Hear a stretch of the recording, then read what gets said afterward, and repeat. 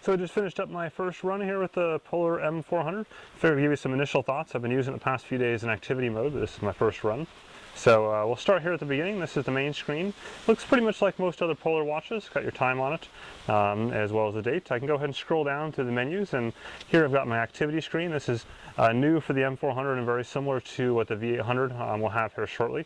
And this gives me the percentage over the course of the day. So I'm not seeing steps like a lot of activity trackers. Instead, I'm just going ahead and seeing percentage of my goal in steps. If I scroll down, I got my diary.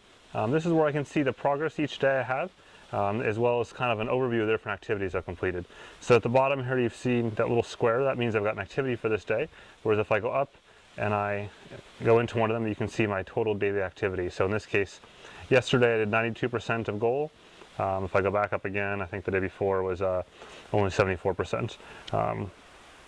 I can click on that and I can then see the activity time, or sorry, the active time, along with the calories burned that day. The steps, and then the distance walked. This is all walked for that day. So you can see that 78% there, the kind of total roughly 10,000 or so steps. I'm sorry, 74%. If I go down to activities, I can see here my running. I just did my 40-minute run.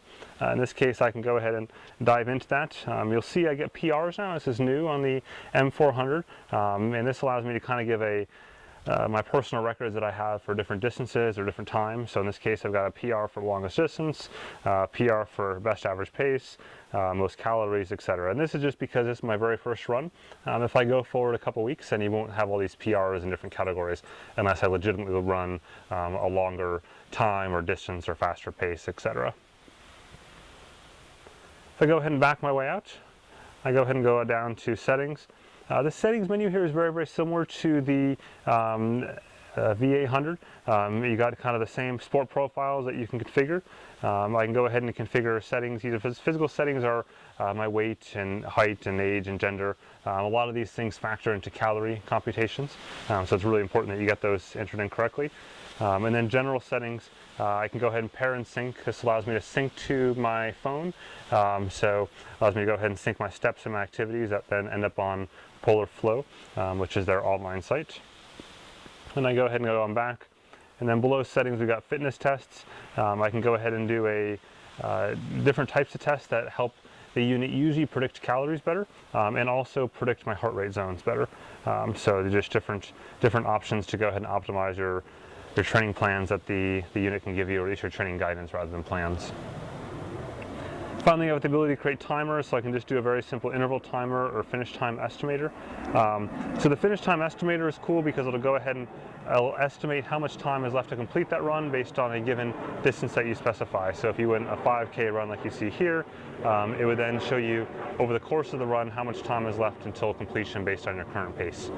So it's kind of like a bit of a virtual partner, but instead of showing you how far ahead or behind the pace you are, it's showing you basically how much longer you have to suffer till you finish. And then lastly, I've got favorites, and favorites are things that I can download from Polar Flow.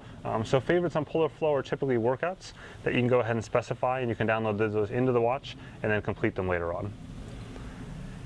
So that's kind of the basics. If I were to go ahead and start to do an activity, I press that red button on the right hand side. In this case, I can see the running. It's going to go ahead and start working through first finding my heart rate and then going ahead and finding my GPS. So I found GPS pretty quickly, and that's because I just finished the run in pretty much the same spot as I started the watch a moment ago.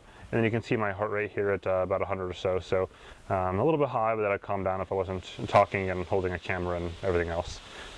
If I wanted to change sports to do something else, I just press the down button or the up button, and I can go into cycling mode instead, or the other outdoor mode. If I go ahead and just click OK here, this would then start the activity. And at this point, I would start running. And you would see in this case, this is my heart rate zones being displayed on the scale there, and you can customize these zones a bit. And I can go ahead and change the data page by just pressing the up and down button. So you see the pace there up top, and then you see the average pace for the run, along with my distance along the bottom there. And I'll cut to some video. You can see that as I'm running along, the average pace is staying relatively constant, where my upper pace is fluctuating slightly because the terrain is going up and down a little bit there. And the distance, of course, the bottom is continuing to increment as I continue to run along. If I go to the next page here, these are different timers I configure. In this case, I've configured lap time, as well as just overall time of day. And each one of these pages can be customized on Polar Flow, so it's not something you have to do to use the watch, but if you want to customize it to better fit the data fields that you like, you can do that all on Polar Flow, which is the online site. You can't customize the fields though on the watch itself, so it's just like the V800 in that respect.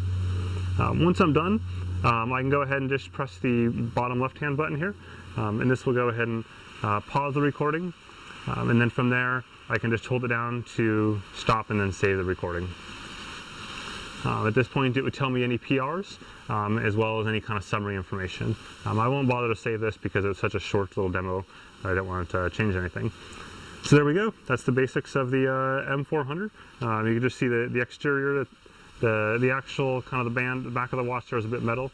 It has a USB port up the top. That's a waterproof USB port. It's something that first time Polar has actually done that, where it's fully internally waterproofed, as well as, it's got this rubber cap to help keep that water out a bit more.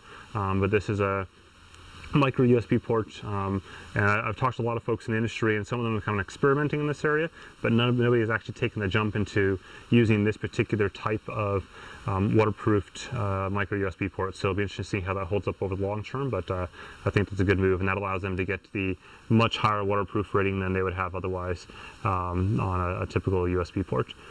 So that's the basics. Thank you very much.